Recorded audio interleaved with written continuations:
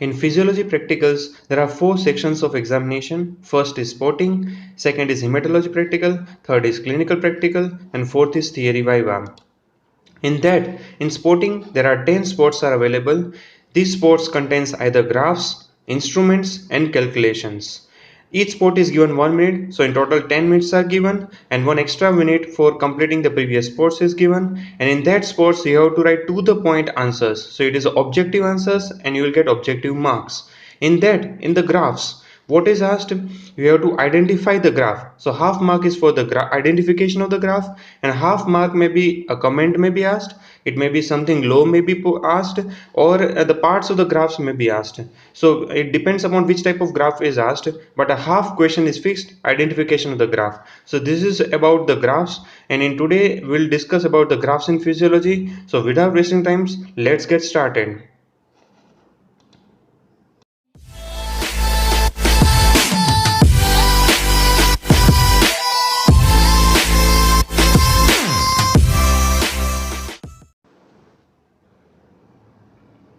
Now before we start the practical, I want to make one thing clear that today in these graphs I will discuss only the exam related stuff of the graphs. If you want to learn in detail, please attend the respective practicals. So with that thing kept in mind, let's start with the practical. Hello students, today we'll discuss about the graphs in physiology, in particular amphibian physiology graphs. I am Dr. Gites Dubal. Let's start the practical. So in today's practical, we'll discuss about the simple muscle curve. In that simple muscle curve itself, then effect of temperature on simple muscle curve, then effect of load, then action potential and strength duration curve. Then second section will be simple muscle curve properties part 1. In that we'll discuss about the effect of two successive stimuli, genesis of tetanus, velocity of nerve impulse. Third section, simple muscle curve properties part 2, and that phenomenon of fatigue and ergography. And lastly, we'll discuss about the Frogs heart graphs, and that we'll discuss about the normal cardiogram and effect of temperature on it, effect of strenuous ligature, properties of cardiac muscle, effect of vagus and crescent stimulation, and lastly, effect of drugs on Frogs heart. So let's start with the first section, that is simple muscle curve. So simple muscle curve, we'll discuss about the simple muscle curve, effect of temperature, effect of load, action potential and strength duration curve. First, simple muscle curve itself.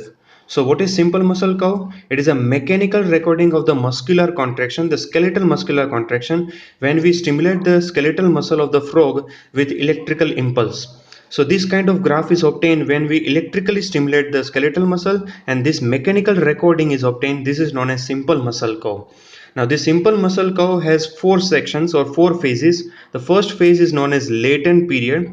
Second phase is known as the contraction period. The third phase from C to D is known as relaxation period, and from D onwards it is known as physiological curves. So first A to B period is known as latent period. Why? Because at this point we have stimulated the muscle, that is known as point of stimulus, but still the muscle has not responded. That is why it is known as latent period. Latent means hidden. So this is period is known as latent period because muscle is not responding in spite of stimulation. After that, from point B, the muscles start to contract and the graph start rising above. This period is known as contraction period. So the point of rising of the curve is known as contraction period. From B to C it is known as contraction period. From C point, the C point is having the maximum contraction. After that the muscles start relaxing.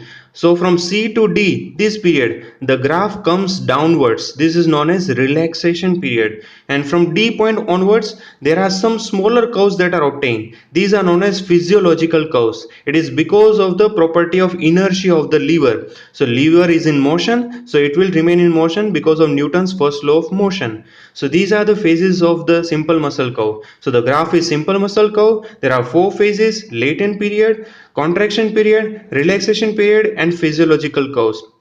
In that the relaxation period is slightly longer than the contraction period. Now next graph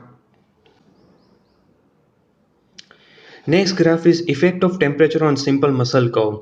So the simple muscle curve is there, but now we apply different temperatures. So here the frog muscle is dipped into various temperatures of ringer lactate solution. So this B graph, This B graph is that of a normal saline. So the temperature is 37 degrees Celsius. So here the frog's muscle is dipped into the ringer lactate solution of 37 degrees Celsius, and then electrical stimulation is given and this B graph is obtained. This is the effect of normal temperature saline or normal ringer lactate solution. Now what happens if the skeletal muscle of the frog is dipped into the warm saline or warm ringer lactate solution? Then the graph that is obtained is this A graph. So this A graph is that of the hot saline or hot ringer lactate solution. So here you can see what is the difference between the A and B graph. There is increase in the height of the curve, and also there is decrease in the duration of all the periods, that is the latent period, the contraction period, the relaxation period, and physiological curves all are shortened. So when hot saline or hot ringer lactate solution is added, the height of contraction increases and all the periods of the simple muscle curve are shortened. Now what happens if the skeletal muscle of the frog is dipped into the cold saline or cold ringer lactate solution?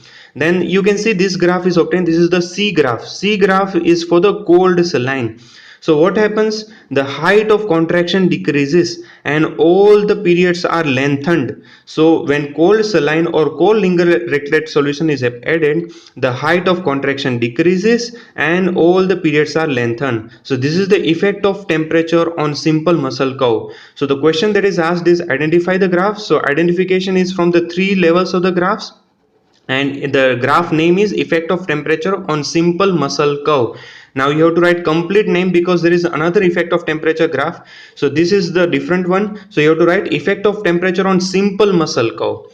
And the question that is asked is what is A, what is B, and what is C. So what is A? A is hot saline, B is normal saline, and C is cold saline. Hot saline is usually 42 degrees Celsius, and normal saline is 37 degrees Celsius, and cold saline is usually 26 degrees Celsius.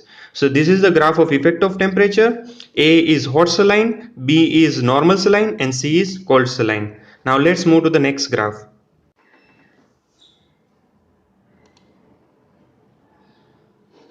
Okay, effect of load on simple muscle curve. So here what we do, we apply load to the skeletal muscle and then we give electrical stimulation and this kind of simple muscle curves are obtained. So basically we apply four types of load: 10 gram, 20 gram, 30 gram and 40 gram of loads are applied. There are two types of graph, one is preload, other is afterload. First start with the preload. The preload, the name itself suggests, so here the loading of the skeletal muscle is done before the muscle contraction. So we give the load of 10, 20, 30 and 40 gram and then we give electrical stimulation and then this kind of simple muscle curves are obtained. So here if you see the graph, the 10 gram graph, 10 gram load graph of simple muscle curve is like this. Then there is increase in the height of contraction and there is gradually increase up to 30 gram. After 30 gram the height of contraction decreases. In 40 gram the height decreases to the lowest level. So why this happens? Initially it increases, then it decreases. The reason is there is one law that is known as Frank-Starling law. So if this graph of preload is asked, the question will be what is Frank-Starling law? So Frank-Starling law states that the force of contraction is directly proportional to the initial length of the muscle fiber within the physiological limit. So what does it say? When you increase the load, the initial length of the muscle fiber is increased. So that is why the force of contraction is gradually increased from 10, 20 and 30. But 30 gram is the physiological limit. Now it will not increase beyond that. So even if we increase the load, though the initial length is increased, the force of contraction does not increase. So it is only applicable up to physiological limit and it is only applied in the preload. In the afterload, what is afterload? The name itself suggests here the loading is done after the muscle contraction. So here we apply the 10, 20, 30, 40 gram weight after the muscle has started contraction and this kind of graphs are obtained. So here if you see this graph, the 10 gram weight is simple muscle curve is the highest one. Then gradually the graph level decreases. So there is gradual decrease, no increase. Why? Because Frank-Starling law is not applied to the afterload condition. Okay. Now what are the example of preload?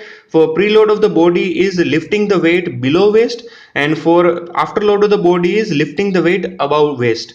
And for preload of the heart, it is venous return, and for the afterload of the heart it is the peripheral resistance. So these are the questions of preload and afterload. Again I will repeat the preload graph. Here the graph initially increases 10, 20, 30 and then in 40 it decreases. So if you see in the graph, initially there is increase in height of contraction and then there is decrease in the height of contraction. That means it is a graph of preload, and the question will be what is Frank-Starling law.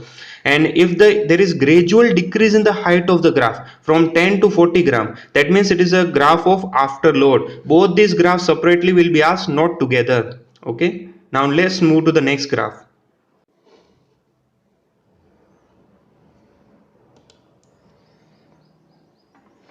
Okay, now next graph is action potential and strength duration curve. Action potential graph is an electrical phenomenon. So there are four phases. First is the latent period. Here is the point of stimulus and this is the latent period. Then there is a depolarization phase. Then there is repolarization phase and this is the hyperpolarization phase. So any of these A, B or C will be asked. A is the depolarization phase, B is the repolarization phase and C is the hyperpolarization phase. The depolarization is because of opening of the voltage gated sodium channels. The repolarization is because of opening of the voltage gated potassium channels, and hyperpolarization and returning back is because of the activation of the sodium potassium pump. The second graph is the strength duration curve. Now the name itself suggests it indicates the strength. This is the strength of the current, and the duration, that is the time taken to respond to this strength of current, is known as the duration curve. So strength duration curve. Okay, so here on the x-axis it is in time, milliseconds, and on y-axis is the volt, that is the strength of the current. So here there are 3 points are there, A, B and C. First we'll see the C. What is C? C is known as Rio base. So what is C? When you apply a threshold stimulus, it will take some time to produce a response. This threshold stimulus is known as Rio base. So when threshold stimulus is applied for a certain period of time, a Rio base is obtained. So C is the Rio base. So here the threshold stimulus is 0.5 millivolt. So when you apply 0.5 millivolt of current, it will take some time to respond. That strength of current 0.5 millivolt is known as the Rio base. So C is Rio base. And the time taken to respond is B. It is known as utilization time. Okay, now suppose 0.5 millivolt is the threshold stimulus. If we apply 1 millivolt, double the strength of threshold stimulus, how much time the muscle takes to respond? That time is known as chronic C, and A is the chronic C. So A is chronic C. It is the time taken to respond to the electrical stimulus when the strength of the electrical stimulus is double the Rio base. B is the utilization time and C is the Rio base. So this is the strength duration curve. A is the chronic C, B is the utilization time and C is the Rio base. Now let's move to the next graph.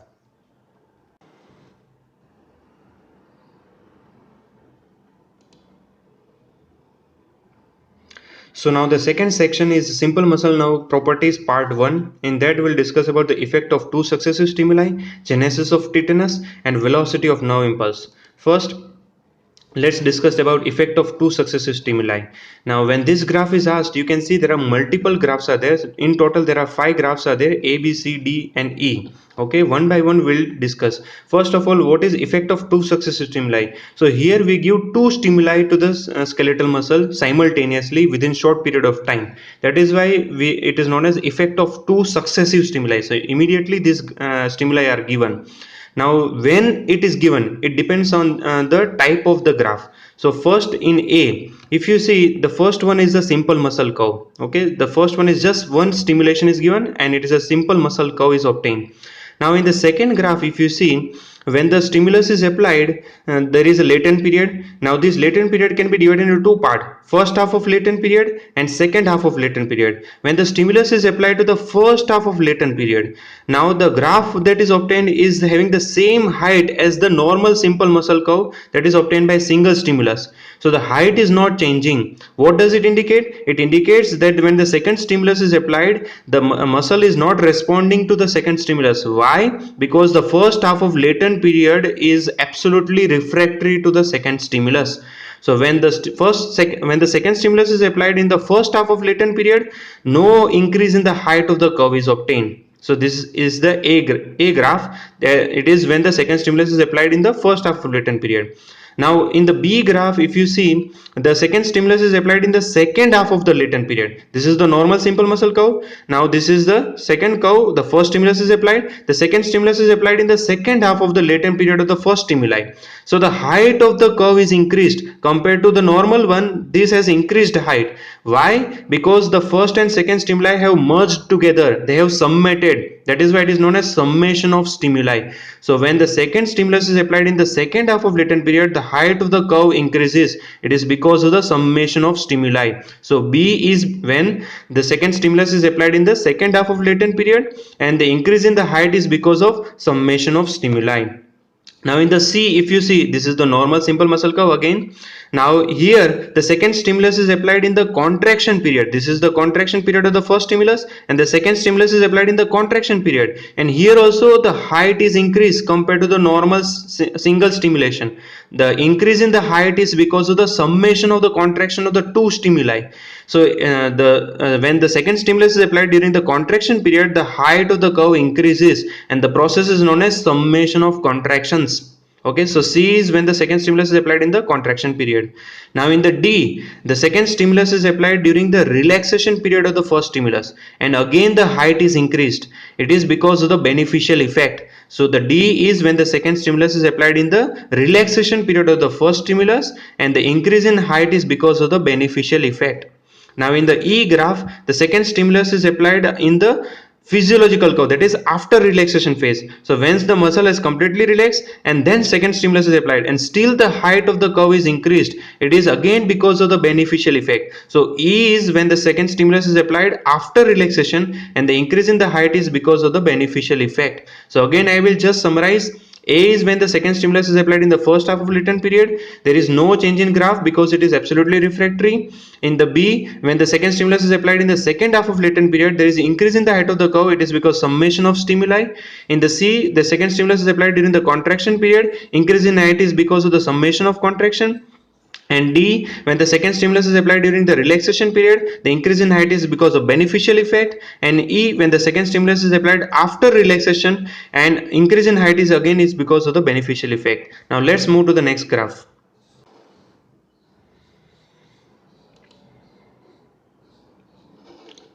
Okay, now genesis of tetanus. So first of all, what is tetanus? Tetanus is when we give high frequency of stimulation to skeletal muscle. The skeletal muscle does not get any time to relax. So it goes into continuous spasm. That state is known as tetanus. And genesis means production. So production of tetanus. So when we produce tetanus, when we give high frequency stimulation and the muscle does not get time to relax, it goes into spasm, and that is known as tetanus. So there are four parts of this graph: A, B, C and D, and each one can be asked in examination. First part is A. This is known as staircase phenomenon or TRAPE. Here we give low frequency stimulation of 5 per second. So what happens, you can see the height of contraction is every time increasing. So muscle is contracting, completely relaxed, and then second stimulation is applied, the height increases further. So there is gradual increase in the height of contraction. That is why it is known as staircase phenomenon. The reason is beneficial effect, which we have discussed in previous graph. Okay, the second one is the B graph. It is known as clonus. Here we give higher frequency of 10 to 15 per second. Okay, so it is clonus because if you see here, the contraction is done, then there is no complete relaxation and second stimulus arrives, so there is incomplete relaxation in clonus. Okay, again the height is increased, it is because of the beneficial effect. Here the second stimulus is falling in the relaxation of the first stimulus. Okay, so this is clonus. B is clonus. C is incomplete tetanus. Further high frequency of 30 per second is applied. Here what happens, initially there is some contraction and some relaxation, then gradually the relaxation does not occur. So here the tetanus is produced but it is incomplete. Why? Because initially there is some relaxation is there. In tetanus there should not be any relaxation. So here because there is initial some relaxation is there, this period is known as incomplete tetanus, and it is produced when we give 30 per second of stimulation. So C is incomplete tetanus and D is complete tetanus. So here we give high frequency stimulation of 40 per second. So what happens, the high frequency stimulation does not allow the muscle to relax and it goes into continuous spasm until the stimulus is given. So this is known as complete tetanus. So D is complete tetanus. So again I will repeat, A is the TRAPE or staircase phenomenon, B is the clonus, and C is the incomplete tetanus, and D is the complete tetanus. So this is the graph of genesis of tetanus. Now let's move to the next graph.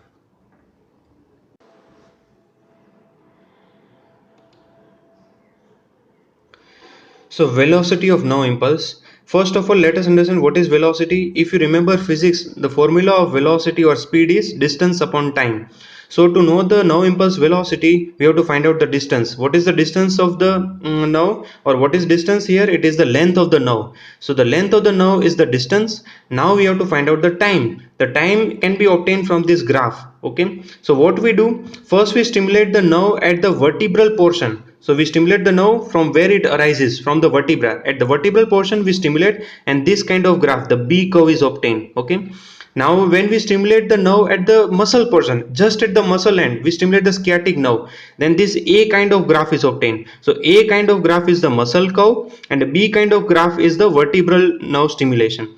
Okay, so the vertebral portion, you can see the graph is lagging. Why? Because it takes time to impulse to travel through the nerve and stimulate the muscle. That is why the latent period of the B curve is more. Okay, now the A curve, the latent period is less. Why? Because we are stimulating the muscle stimulating the nerve very close to the muscle. That is why the latent period is very short. So if we find out the difference of latent period of the B curve and A curve, we get the time factor. Now we know the time, we know the distance. So that is how we find out the velocity of nerve impulse. So this is the graph of velocity of nerve impulse.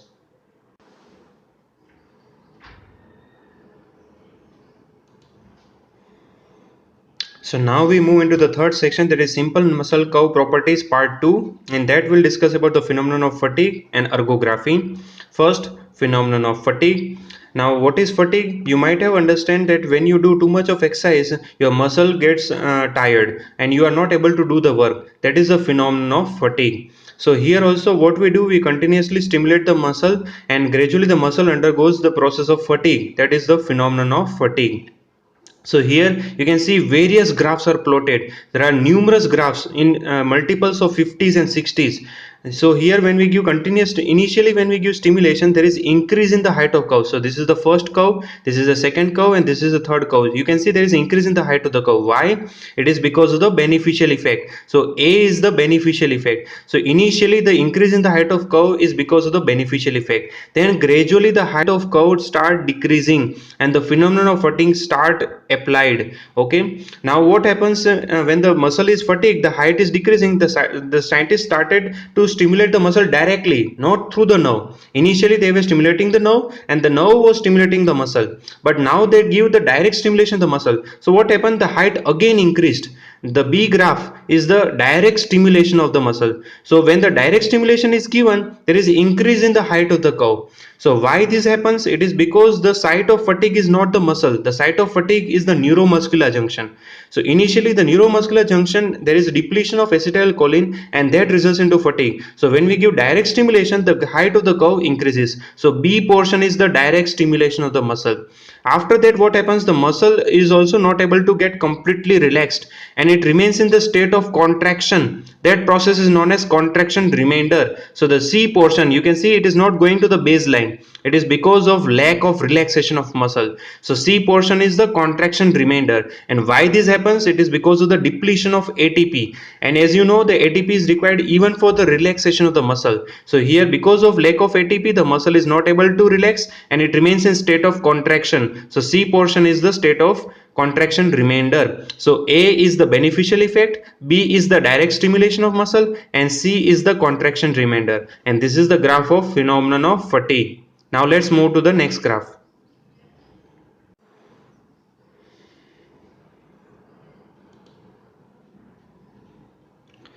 Okay, now ergography. So what is ergography? It is a recording of the work done by a human being. So here also we see the phenomenon of fatigue, but we see the phenomenon of fatigue in a human being, and the instrument that is used is known as ergograph.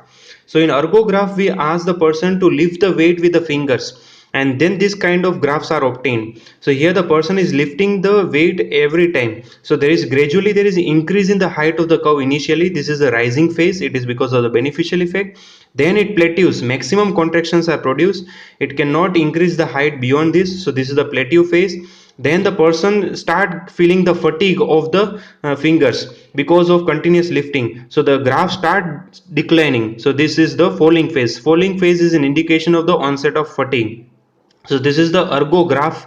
And here in the B portion, what is done is that when the person is contracting, initially there is rising phase and plateau phase. As soon as the onset of fatigue is there, we encourage the person, come on, we can do it. This kind of sentence are given to the patient, and there is increase in the height of the curve. So with the increase encouragement, there is increase in the height of the curve. So this indicates that the site of fatigue is not the neuromuscular junction. Here the site of fatigue is in the brain, that is in the CNS. So if we give encouragement, there is increase in the height of the curve. Okay, the C portion is when we give venous occlusion. So if we occlude the venous supply, what will happen? The metabolites will start accumulating in the muscles. So there is a the onset of fatigue is a lot faster than the normal ergograph. See, this is the normal ergograph. This is when venous occlusion is done. You can see the onset of fatigue is much faster and the graph is very small. And the last one is the arterial occlusion. In arterial occlusion, the graph is the smallest one. Why? Because when we occlude the artery, the glucose supply and oxygen supply to the muscle is not been given. So the onset of fatigue is very fast. So this A is the normal ergograph.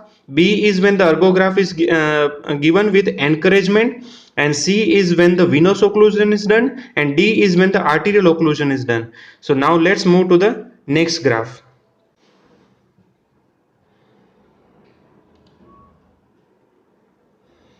So this is the last section of the amphibian graphs, that is a Frogs heart graphs. In that we'll discuss about the normal cardiogram and effect of temperature, effect of strenuous ligature, properties of cardiac muscle, effect of vagus and crescent stimulation, and last effect of drugs on the frog's heart. Now we'll start with the normal cardiogram.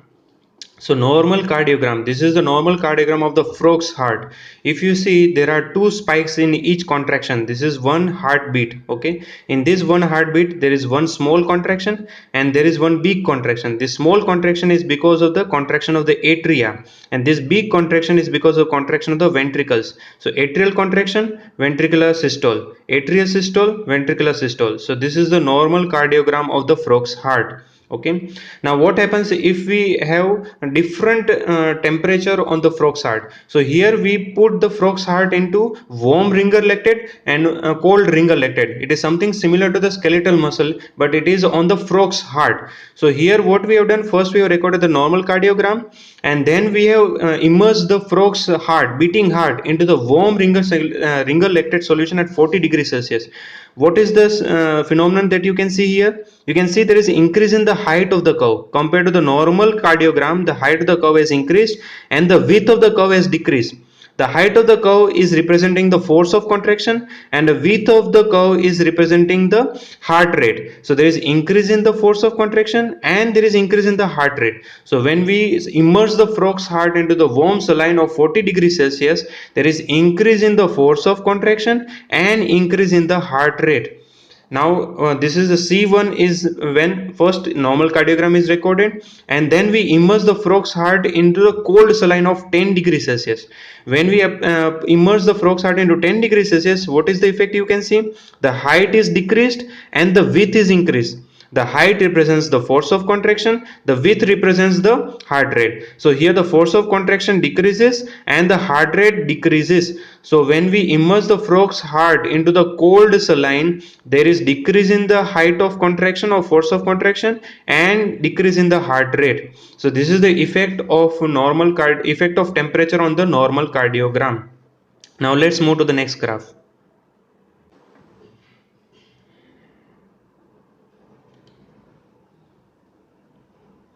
Okay, effect of Stenius ligature on the normal cardiogram. Now Stenius was a scientist and he wanted to find out which is the pacemaker in frog's heart. As you know, there is a pacemaker in every heart. In human heart, the pacemaker is SA node, but in frog heart he wanted to find out which is the pacemaker.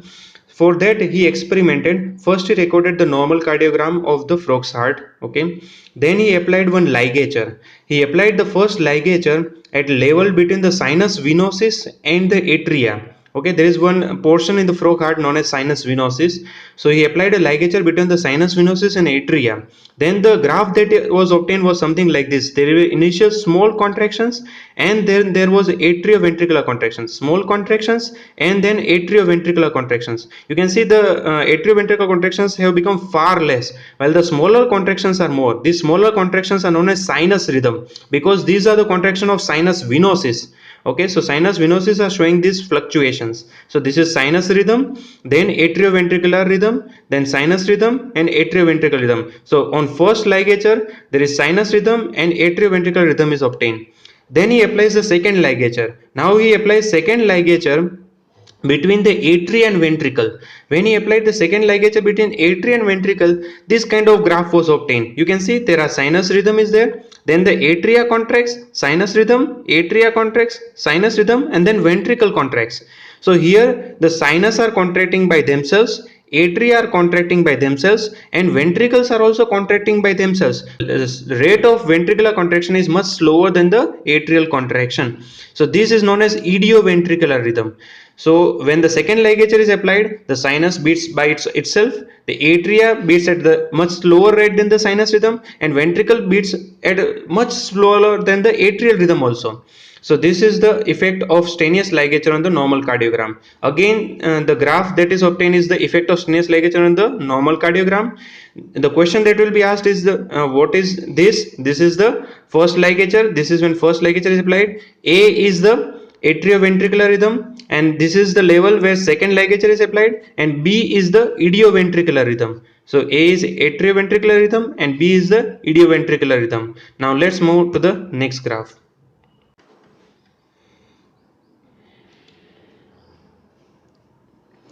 Okay, now properties of cardiac muscle. First, all or none law. You might be knowing all or none law of action potential. Something similar is there in cardiac muscle also, because cardiac muscle acts as a functional syncytium.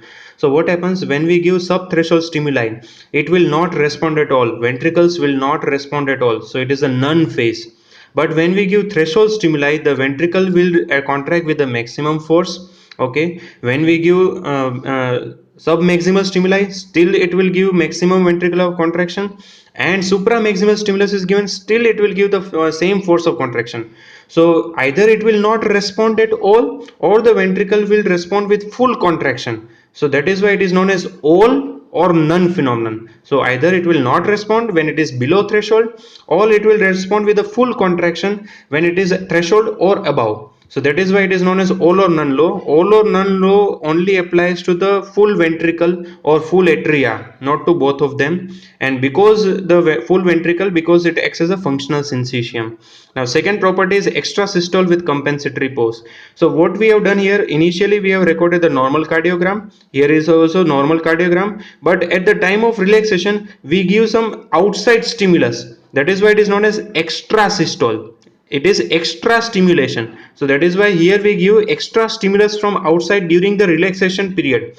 So one ventricular contraction is recorded which is very big. Okay, and then it start relax and it remains quiescent for a long period of time. This is known as compensatory pause. So this is B is the compensatory pause and A is the extrasystole. Why this compensatory pause occurs? Because the ventricle has to wait for the next stimulus to arrive from the sinus venosus. Until the stimulus arrives, it cannot contract. So that is why there is a compensatory pause. So A is the extrasystole and B is the compensatory pause, and this graph is the extrasystole with the compensatory pause.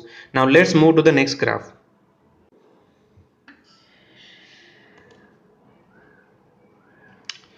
Okay, now effect of vagus and crescent stimulation.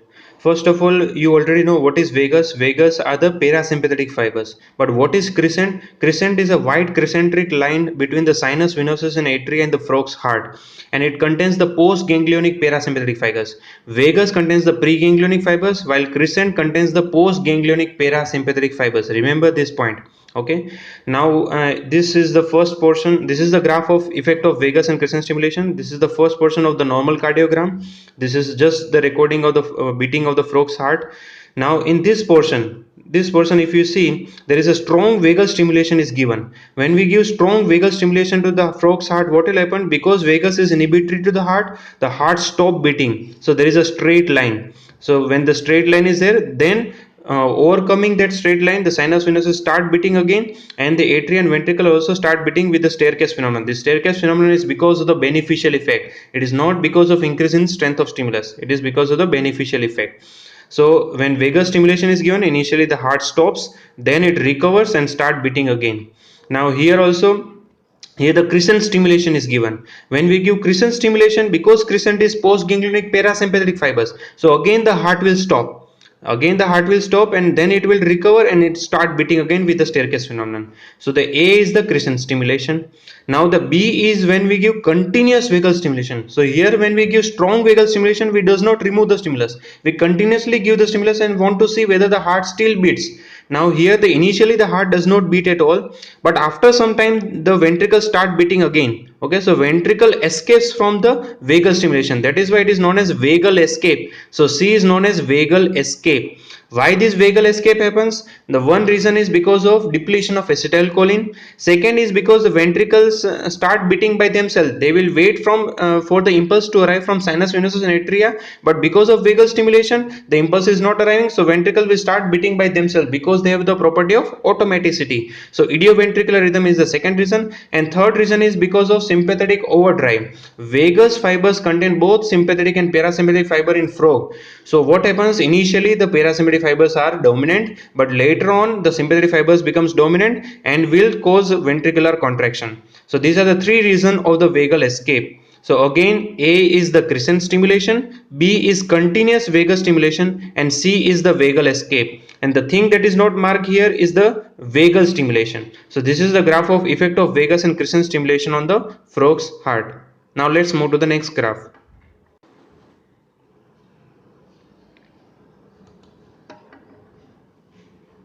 Now we'll discuss about the effect of drugs on the normal cardiogram. So here we'll show various drugs and you have to find out which kind of drug is there. So this is the first graph. This is the drug of adrenaline or sympathomimetic drug. Now why it is called sympathomimetic? Because the drug adrenaline has effects similar to sympathetic stimulation. So it is mimicking the sympathetic stimulation. That is why it is known as sympathomimetic drug. Now sympathetic stimulation effect on the frog heart is increase in the force of contraction and increase in the heart rate. Okay, now remember this. Now we'll discuss the graph. So first, initially this is the normal cardiogram. Now this is the vagal stimulation, heart stops and it start beating again, it recovers. Okay, then we give crescent stimulation and the heart stops, it recovers and it start beating again with staircase phenomenon. Now we apply the drug on the frog's heart. The drug is adrenaline. It is sympathomimetic, so it stimulates the heart. So what happens, the height of the curve increases. You can see from this curve to this curve the height is increasing, the height increases and the width decreases. So there is increase in the force of contraction and increase in the heart rate. Decrease in the width means increase in the heart rate. So increase in force of contraction and increase in the heart rate. So this is the effect of adrenaline. Now if we give vagus stimulation, still the heart stops. The vagus effect is not gone. Though adrenaline is there, the vagus stimulation will stop the heart will recover, but it will beat with the increase in force of contraction and heart rate. Then if we give crescent stimulation, still the effect is there. So effect of vagus and crescent is still there in spite of giving adrenaline. So the drug adrenaline can be identified by identifying the height, increase in the height and decrease in the width, that is increase in the force of contraction and increase in the heart rate, and the vagus and crescent effect is there. Now next graph of effect of drugs is the pilocarpine. Pilocarpine is parasympathomimetic. That means it is mimicking the parasympathetic stimulation. What is the effect of parasympathetic stimulation of frog's heart? Decrease in the force of contraction and decrease in the heart rate. So now we'll see the graph. This is the normal cardiogram. This is the vagus stimulation, heart stops, crescent stimulation, heart again stops, recovers. Okay. Now we apply the drug pilocarpine. It is parasympathomimetic. That means it should inhibit the heart. So there is decrease in the height of the contraction, decrease in the height and increase in the width. That means the force of contraction is less and there is decrease in the heart rate. So decrease force of contraction, decrease in the heart rate. Vagus stimulation is still present, crescent stimulation is still present. So when the height decreases and width increases and vagus and crescent effect is still present, it is pilocarpine or parasympathomimetic drug. Now let's move to the next drug. Here again normal cardiogram, vagus stimulation, crescent stimulation. Now we apply the drug. The drug is atropine, parasympatholytic. What does lytic means? It lyses, it breaks down the parasympathetic effect. The parasympathetic effect is inhibitory, it inhibits the inhibitory effect. That means it is stimulatory. So when atropine drug is applied to the frog's heart, there is increase in the height of contraction and there is decrease in width. That means force of contraction is increased and heart rate is also increased. So there is stimulation of the heart. So here the stimulation of heart is seen. Now if we have the vagus stimulation, you can see the heart does not stop. Why? Because it is inhibitory to the vagus effect. It is lytic to parasympathetic, so vagus effect is not seen. Similarly, the crescent stimulation is also not seen because crescent is postganglionic fibers. So here also the postganglionic parasympathetic fibers are not having effect because it is lytic. So no vagus, no crescent. So when atropine drug is there, there is stimulation of heart, but there is no effect of vagus stimulation, no effect of crescent stimulation. Now let's move to the last part of the effect of drugs. Here again the normal cardiogram, vagus stimulation, crescent stimulation, same thing. Here the drug is nicotine. Nicotine is the ganglion blocker. So this drug blocks the effect at the ganglion level. Now when nicotine is applied, you can see there is decrease in the height and increase in the width. So initially when the low dose of nicotine is given, there is inhibition of the heart. So there is decrease in force of contraction and decrease in the heart rate. But when the quantity of the nicotine increases gradually, when the concentration of nicotine gradually increases, there is stimulation of the heart. So there is increase in the height of contraction and decrease in width. So increase in force of contraction and increase in the heart rate is seen. Now if we give vagus stimulation, you can see there is no effect of vagus stimulation. Why this happen? The reason is very simple, because when we stimulate vagus, we are stimulating the preganglionic fibers. So there is a ganglion in between and this is a ganglion blocker. So it will not allow the vagus stimulation to reach the heart. That is why there is no vagus stimulation. But when we give crescent stimulation, the heart stop beating. Why? The reason is the crescent is post ganglionic fibers. That means the stimulation is after ganglion. So ganglion blocker will not have any effect on the crescent stimulation. So heart stops beating and then it recovers. So whenever the drug has dual effect, at low dose it inhibits the heart, at high dose it stimulates the heart, and there is no vagus stimulation, but there is stimulation of crescent is present. That means the drug is nicotine. So it is a ganglion blocker. So this is about the effect of drugs on the normal cardiogram. Thank you very much.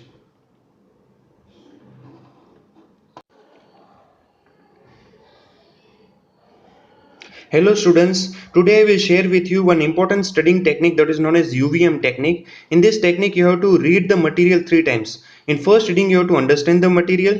In second reading you have to visualize the material. That means look at the headings and how it is flowing. That is, which is the first heading, which is the second heading, which is the third heading, and so on and so forth. In the third reading you have to memorize the material. That means you have to remember the details of each heading. And in that process you have to give full attention while reading 3 times. If you are able to do this thing, I am quite confident that you will be able to remember the material for a very long time. I personally use this UVM technique to remember the study material. And using this same principle, if you watch this video 3 times, in first you understand the material, in second you visualize, and third you memorize, then if you watch this video 3 times, I am quite confident that the material that I am explaining in this video, you will be able to remember for quite a long time. So lastly, it's the Metzel time. So what is the today's Metzel? I am produced by single skeletal muscle contraction. My nature is mechanical. I have 4 phases. My third phase is longer than the second phase. Tell me thy, who am I? Tell me the answer, students, in the comment section below. As a token of appreciation, I will give you a like. And also, if you like this video, please like, share and subscribe this video to all your friends. Thank you very much for listening to me. Have a nice day.